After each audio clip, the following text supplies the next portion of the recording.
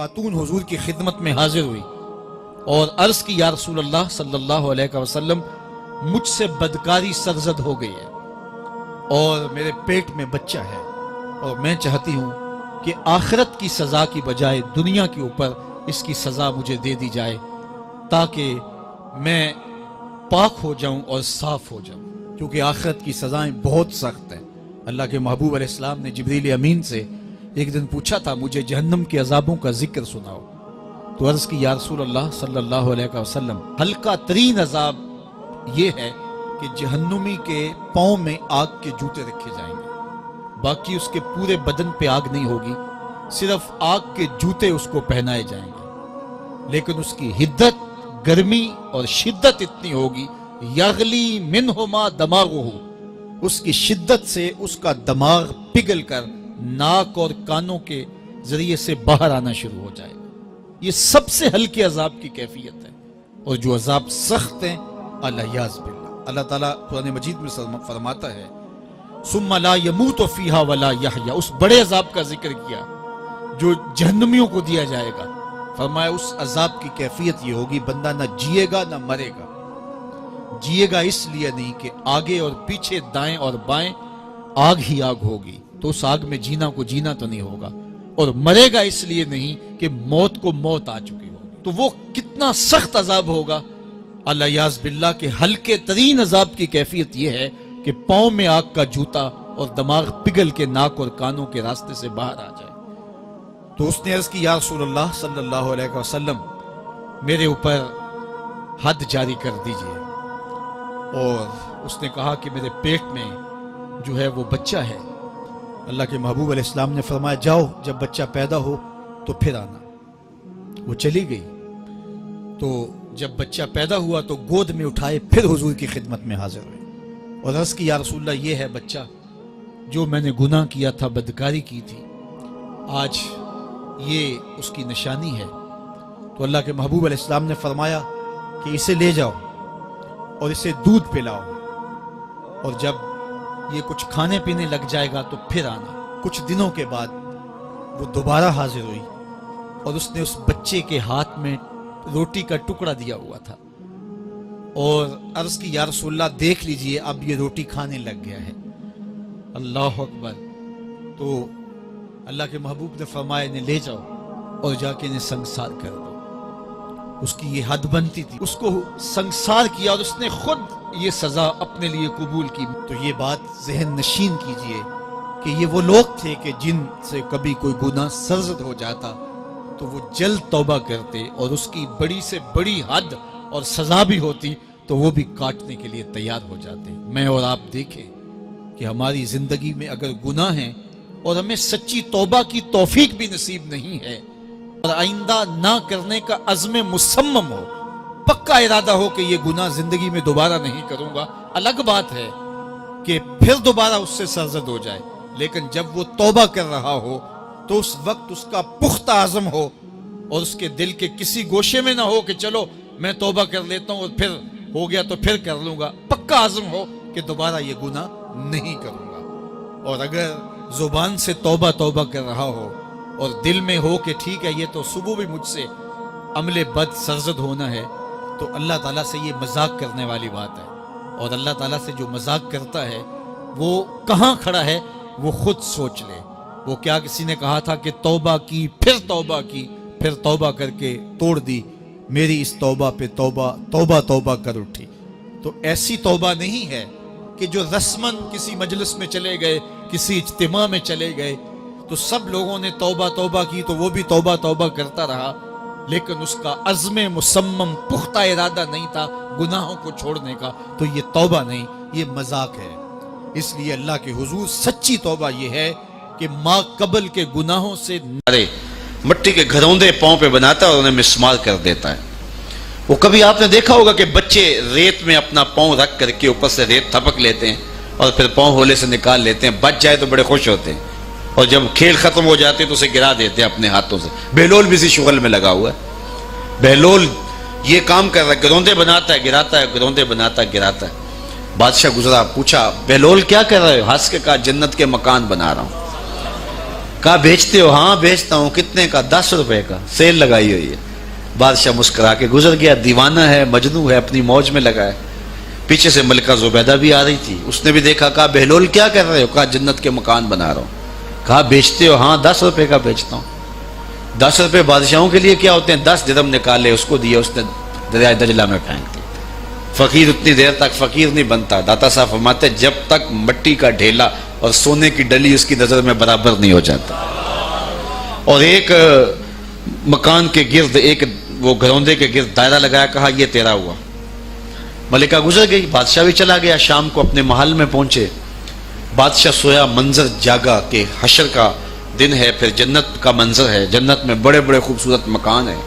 ایک مکان تو بڑا ہی اچھا لگا، تو جی چاہا کہ اس مکان کو دیکھوں. تو جب قریب گیا تو دروازے پہ لکھا تھا ملکہ زبیدہ. شوق سے آگے بڑھا تو دربان نے روک دیا. کہا یہ ملکہ کا ہے. کہا وہ میری ہی ملکہ ہے. کہا دنیا کے ضابطے اور ہیں، آخرت کے ضابطے اور ہیں. بادشاہ کی آنکھ کھل گئی، بے چین ہو گیا. ملکہ کو بیدار کیا. کہا تو کون سا نیک عمل کیا ہے؟ میں نے جنت میں تیرا یوں محل دیکھا.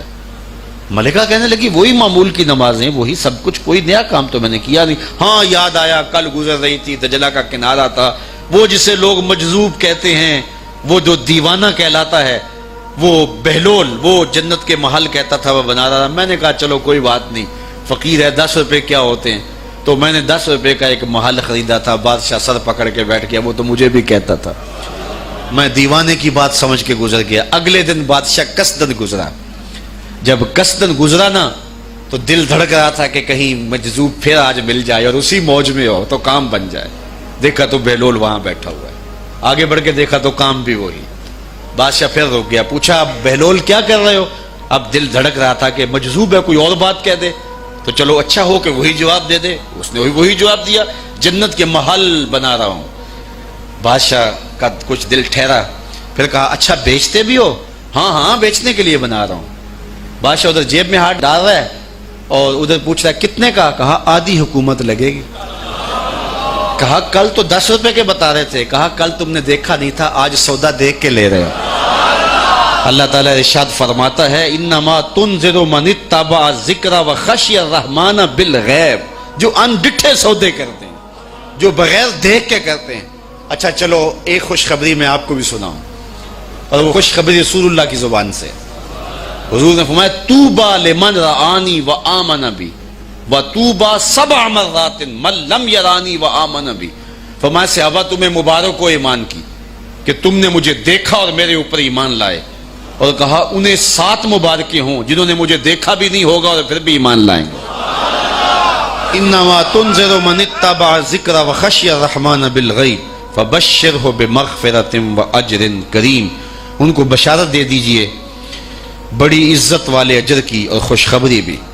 تو جس اجر کو میرا رب بھی کریم کہہ رہا ہے وہ اجر کیسا ہوگا. تو یہاں تو لہجہ دم توڑتا ہے اور الفاظ ساتھ نہیں دیتے کہ اجر کریم کی کیا تعریف کریں جس اجر کو میرے رب ہے. لا فضل لعربی علی اعجمی. کسی عربی کو اجمی پر کوئی فضیلت نہیں ہے، اور کسی اجمی کو کسی عربی پر کوئی فضیلت نہیں ہے. کسی گورے کو کالے پر، کسی کالے کو گورے پر کوئی فضیلت نہیں. فضیلت کا معیار صرف تقوی ہے. ہمارے آج بھی ہندوانہ رسمیں ختم نہیں ہو رہی. دولت کی تقسیم پر، امیر غریب کی بنیاد پر اس معاشرے میں تقسیم موجود ہے. ہمارے دیہاتوں میں چودھری اور کمی کی بنیاد پر تقسیم موجود ہے. رعایا اور حکمرانوں کی بنیاد پر یہاں تقسیمیں موجود ہیں. لیکن میرے اور آپ کے آقا و مولا نے قیامت تک آنے والی انسانیت کے لیے جو منشور دیا وہ یہ تھا کسی عربی کو اجمی پر کوئی فضیلت نہیں، کسی اجمی کو عربی پر کوئی فضیلت نہیں، کسی گورے کو کالے پر کوئی فضیلت نہیں. چونکہ کالے رنگ بھی اللہ نے بنائے ہیں، گورے رنگ بھی اللہ نے بنائے. حکیم لقمان رنگ کے کالے تھے اور صورت اچھی نہیں تھی. تو کسی نے ان سے پوچھا کہ آپ اتنے بدصورت کیوں ہیں؟ تو حکیم لقمان نے کیا جواب دیا؟ کہا آپ شکل میں نقص نکال رہے ہیں یا شکل بنانے والے میں نقص نکال رہے ہیں؟ تو وہ خاموش ہو گیا. اللہ اکبر. تو یہ اللہ نے بنایا ہے نا, اس نے کانٹا بھی اس نے پیدا کیا ہے, پھول بھی اس نے پیدا کیا ہے, چہروں کی رنگت اس نے بنائی ہے, کسی میں کوئی رنگ بھر دیا, کسی نے کوئی رنگ بھر دیا. تو رنگوں کی بنیاد پر, نسب کی بنیاد پر کوئی افضل, کوئی اشرف, کوئی اعلیٰ, کوئی بد, یہ نہیں ہے, بلکہ معیار جو دیا گیا وہ کیا تھا؟ تقوی. ان اکرمکم عند اللہ اتقاکم, جو زیادہ متقی ہے اللہ کے نزدیک وہی معزز ہے, وہی معتبر ہے.